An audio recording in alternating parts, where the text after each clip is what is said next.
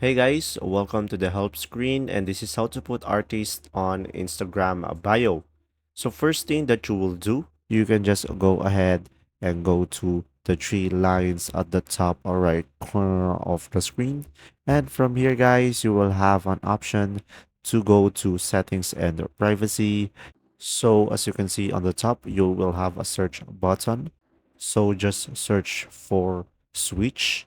And then from here, you will have an option, switch to professional account.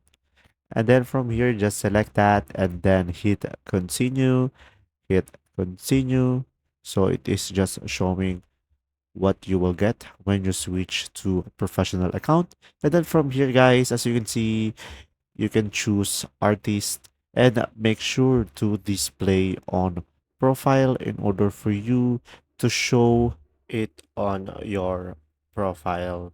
And from there, just click on next and just wait for it for Instagram to process. And after that, guys, just click on creator or business and just click on next.